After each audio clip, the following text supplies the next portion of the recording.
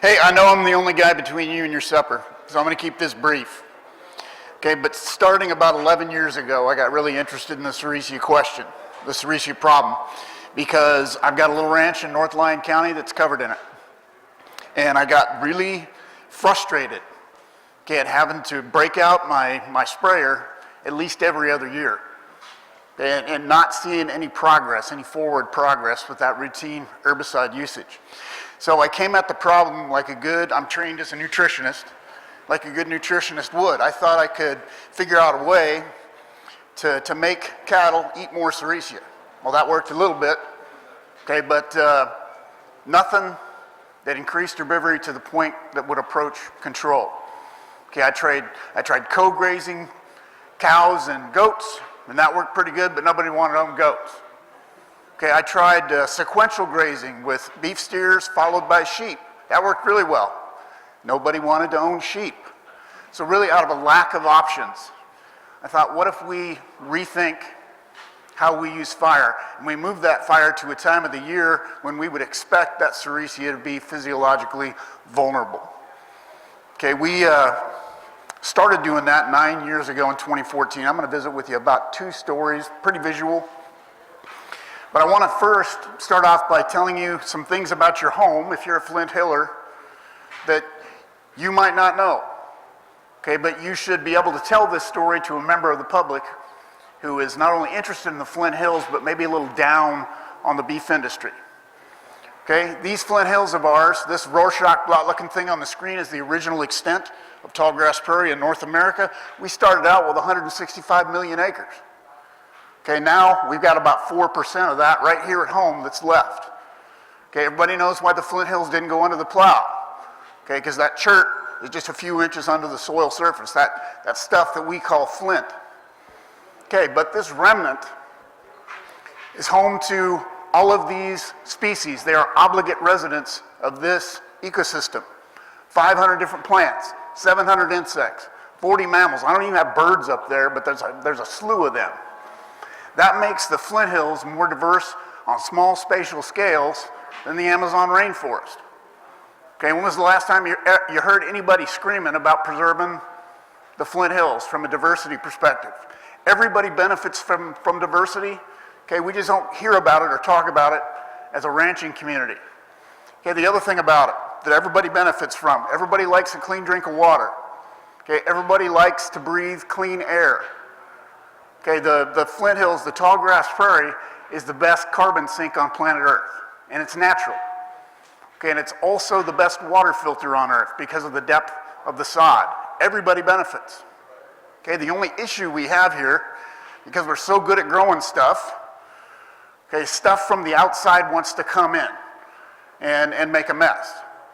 And I want to talk to you about a couple of species in particular. You all know about Sericea lespedeza. Okay, but the old world blue stems are also starting to rear their ugly head in this ecosystem. Okay, and our traditional approach to fire does not have any effect, may even encourage the proliferation of those species. So the reason those species are so awful to deal with, okay, they're among a handful of plants that are capable of invading an otherwise healthy grassland and degrading it substantially. Okay, and the bottom line for us is that for every acre that's covered with Sericea, or every acre that's covered with yellow blue stem or Caucasian blue stem, that's carrying capacity that we lose. Okay, I tell my beef science class the most high-paying job on the ranch is stretching carrying capacity. Okay, figuring out how to add 1 or 2 more units of inventory by growing more grass. Okay, these plants that are called ecological transformers, okay, are the worst among the invasives. You know, we know from Matthew chapter 13 that invasive plants have been around for at least 2,000 years. Think of the parable of the tares. Okay, all invasive plants are annoying at some level.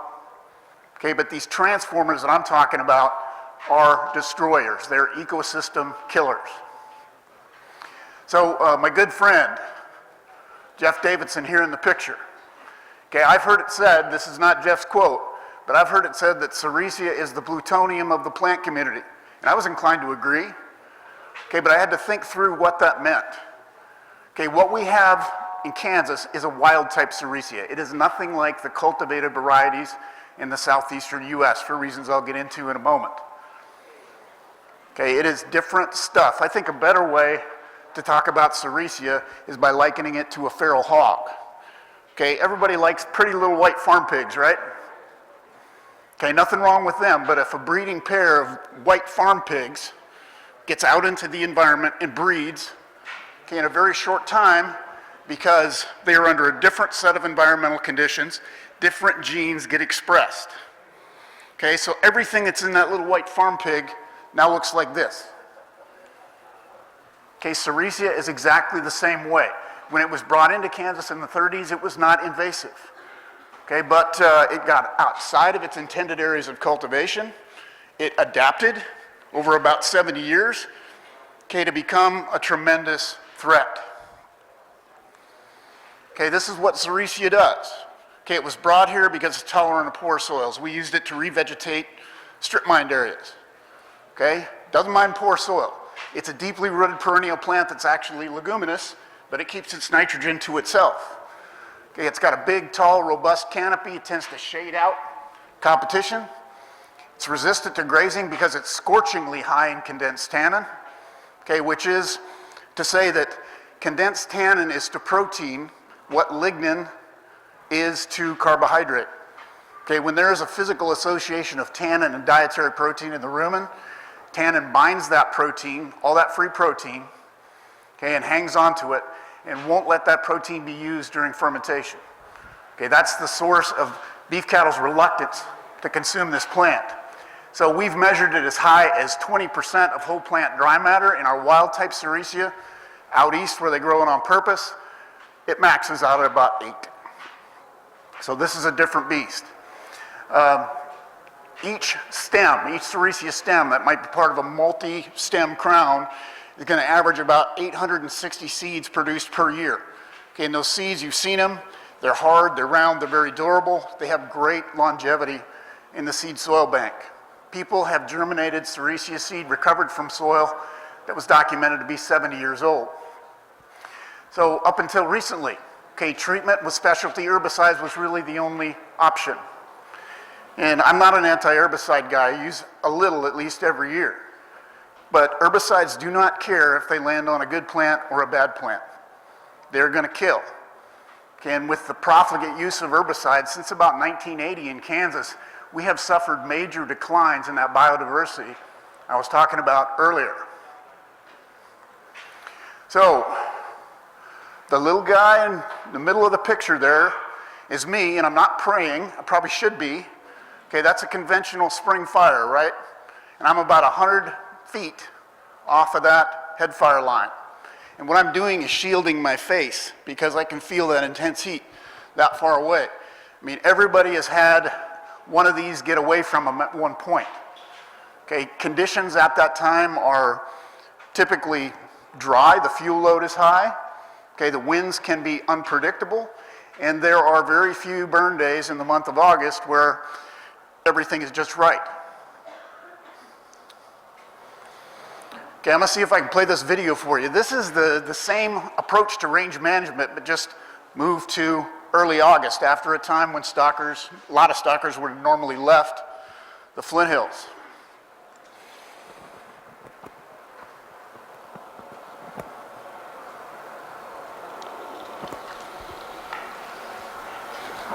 I would characterize that as not very exciting. Okay, my student is standing 2 feet from the head fire with a camera. These fires move quite slowly, about a quarter of the speed of current wind. Okay, they leave a lot of residual material behind, including Sericea. But if you go back in 48 hours after one of these treatments, all that Sericea has been top killed and hurt. And that thick smoke that you see, a lot of that is moisture that's being volatilized. So what happened to the Sericea? That was a 4-year study we did down on the Moyer Ranch in Geary County. Okay, no grazing involved. And what we're looking at here is the basal cover of Sericea lespedeza, how many plants as a percentage of the total area. After 4 treatments, we were at about 7.5% average over that 4-year period for a traditional spring fire. For a fire that was in August, we were down just a little over 3. And for a late summer fire, early September, we were down under 2% basal cover. Okay, and not only did we reduce the plant in a very sustainable and what do I want to say? The damage was continuous. It kept happening, in other words, year after year. Okay, the remaining Sericea lespedeza plants became much, much smaller physically. Okay, and not only that, every year that we applied fire, okay, we almost completely, that is late in the growing season, we almost completely suppressed Sericea seed production. So what this says, okay, is that the seed can no longer travel geographically and pollute new areas of the ranch. Okay, what this says, okay, is we're also taking away its ability to reproduce vegetatively. So just to prove a point, this is all the seed collected from 100 stems in spring, in August, and in September in year 1 of the trial, 2014. Okay, this is the last year of that particular trial. We got that benefit every single year. And I don't know if you can see it in this light, but in that August fire, okay, these seeds are green and soft and immature and not viable. So I love this slide right here. Let me draw the fire contrast for you. The area to the right of where I was just pointing had a growing season fire applied to it. Nothing on the left side of the screen. Okay, a guy in an airplane dropping herbicide on your land, okay, a lot of that herbicide is going to be intercepted by the plant canopy, never make it down to the level of the soil surface. A guy on a 4-wheeler driving around spot spraying is not going to see every plant and treat it.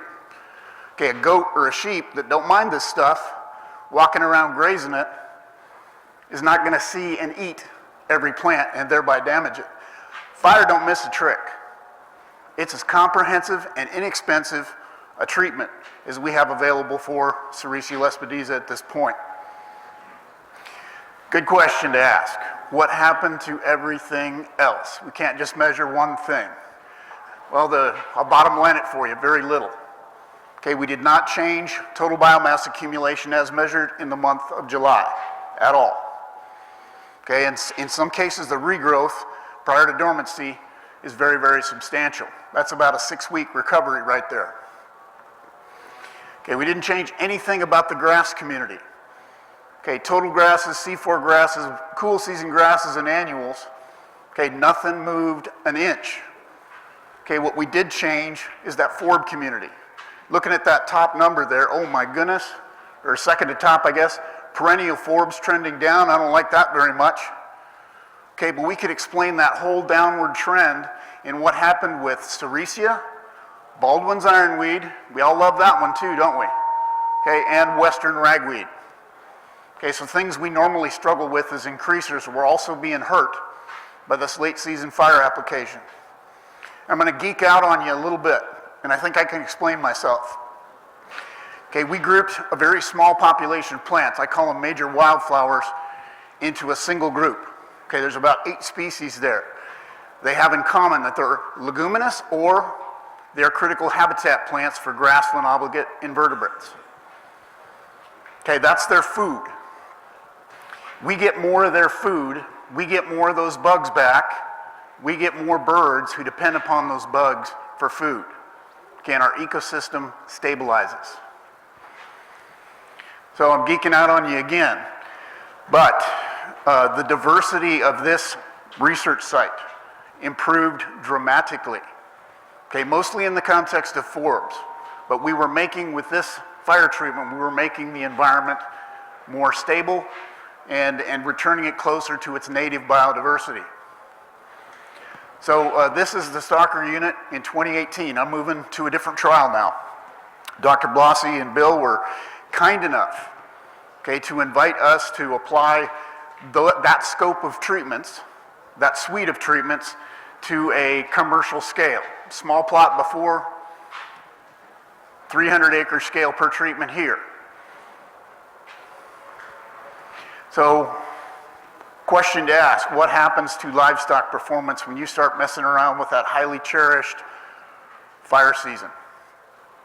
The answer is very little. And if you want to know more about this, you can look at a poster that's over by where Dr. Blassie is standing. Okay, but basically there's about 1/10 of a pound difference in average daily gain, a little bit less than that, between our 3 fire treatments. And this is really a statistical trend rather than a statistical effect at this point. And think about this, if you're worried about giving up 5 or 10 pounds of extra gain per calf, I can appreciate that. Think about how much you spend on herbicide in terms of time and cash, knowing that you're gonna have to do it at least every other year. Okay, with a change to fire management, all that can stop. So, Justin Jansen is here, and I hope he's watching right now. No, he's talking out there. One of the things that we found out by accident here during the first couple of years of that extended study, which is scheduled to run for 2 more, we're on year 5 right now, we found some patches of yellow-blue stem here and there. Okay, and we took note of them, GPS'd them, and when we tried to find them a year post-fire, we couldn't find them anymore. So I thought, shoot, maybe we can still use this 75 cent an acre treatment to do more. So with Justin's kind help, he led us into his ranch that's out by Canopolis Lake. We found an area that was heavily infested, not with yellow, but with Caucasian blue stem, and we applied a summer fire treatment to it. We're just now starting to see the results. We're 4 years into that study, but we're just now starting to see those results. And we have had a substantial dip in Caucasian blue stem frequency on places that were treated twice with fire 2 years apart. And I'm gonna play this movie again. I want you to watch this contrast line and see if you can pick up on where fire was applied and where it was not. Change coming.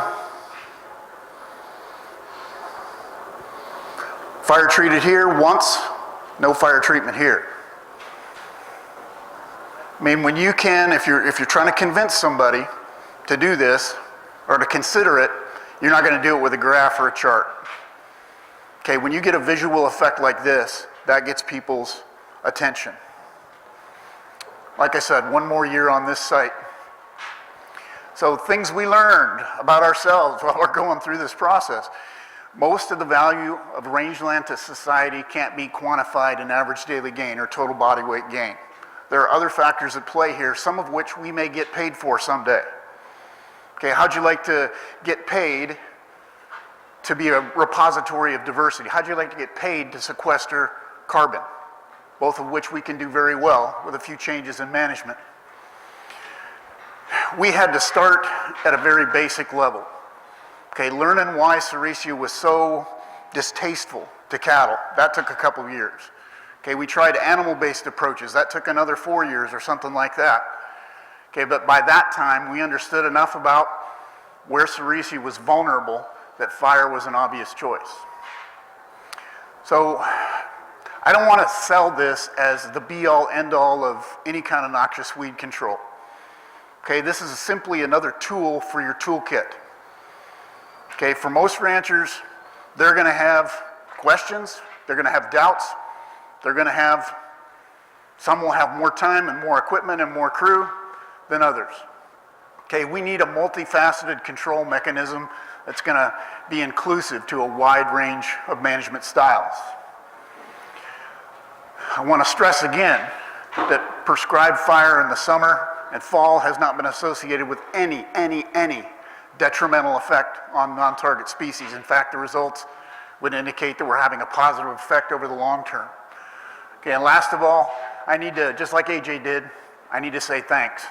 I need to say thanks to Dale, to Bill, for believing in us and giving us this shot. There's no place else in the state that I'm aware of that this research could have been done on a commercial scale. I want to thank John Alexander, Jack Lemon, Zach Duncan, Helen Giefer, okay, and the myriad of undergraduate students who have helped bring this to fruition.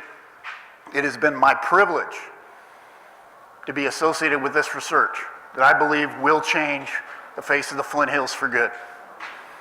Any questions?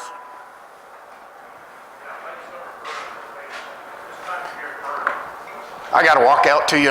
I'm deaf as a post. Sorry. This time of year, does that have any effect on your blue stem, little blue, since it is taking all the shoots down under the roots to shoot back for the next year? All of the data that we have indicates that root carbohydrate levels do not change. I'll repeat the question. So what happens when you burn at this time of the year to our critical forage grasses? Big blue stem, little blue stem, Indian grass. Okay, side oats, ground I would throw in there. No effect is the bottom line.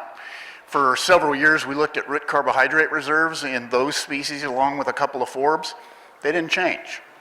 So there's no indication of stress from either a biomass perspective or from a root carbohydrate perspective. Grass in September from hay. Hayed it first, mowed it off again. And then next year it was that much shorter in that area. So why wouldn't this do the same thing? Well, it just doesn't. The comment was really, when you graze hay aftermath, is that right? No, mow it off. Mow off hay aftermath. So you've hayed it once and you just brush hog it down again. The next year the grass is shorter. I'm not enough of a plant physiologist to explain why that happened in that place. Okay, but that definitely hasn't happened across 9 years of replicated research that I and my students have been working on.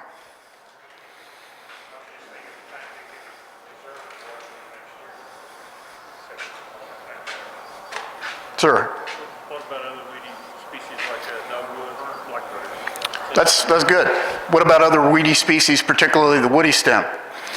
So in both locations of this trial, we've been getting better woody control with warm season fire than we have with dormant season fire. So rough leaf dogwood, buckbrush, smooth sumac. Okay, they definitely don't like this change in fire regime. And I didn't really understand why, so I asked a guy who calls himself a fire physicist at the University of Nebraska, why? He says, well, you idiot. It takes 110 degrees on the cambium of a woody stem plant to kill it. And when it's 90 degrees outside, you might be uncomfortable, okay, but that fire only has to do 60 degrees of work. If you light a fire when it's 40 degrees outside, that fire now has to do 110 degrees of work. So that's why. So if you are interested, step around the corner of this building and look north. That area was treated with fire on the 1st of September of this year. There is very little in the way of those ornery, little annoying woodies left on that area now. Yes, sir. With the tannin, when it's immature, I was understanding it still has some feed value, but when it gets woody, that's when it has the most tannin. So the ebb and flow of tannin in Sericea is really interesting. So it starts out low early in the season and it ends the season low. When that tannin concentration really spikes, it's immediately before it flowers. It's a very convenient way of protecting itself. So it armors up when it's physiologically vulnerable so that animals just walk the other way. So basically, when it's flowering, that's at the peak of the tannin, it's going to bind the protein. Close. So there's two aspects to tannin. So the question was, I'm not doing a very good job repeating these. The question was, when is that tannin max out? Okay, and it's about the time that plant starts thinking about reproductive maturity. And it's not just the raw tannin concentration. Okay, the protein binding capacity of the tannin also changes, and that lags by about a month behind peak concentration. So by the time it's produced all its seed, and that seed is vulnerable, that tannin concentration drops, and then critters coming in to walk through it or nose through it, help scatter those seeds around.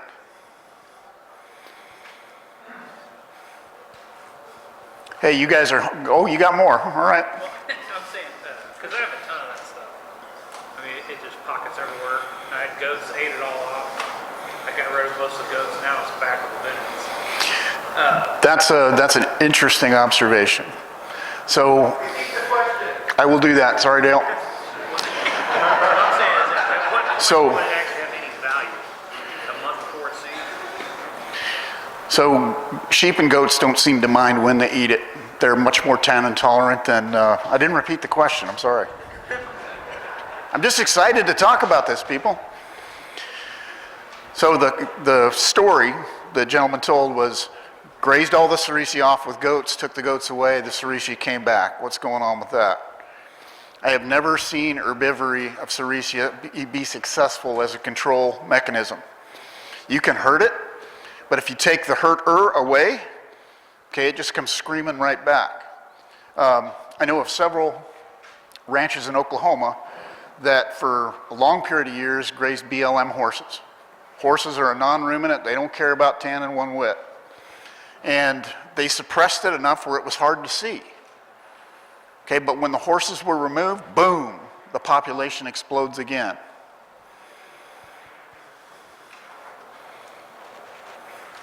All right, I gotta show you guys mercy. You need to eat. Thanks for coming and listening. I really appreciate it.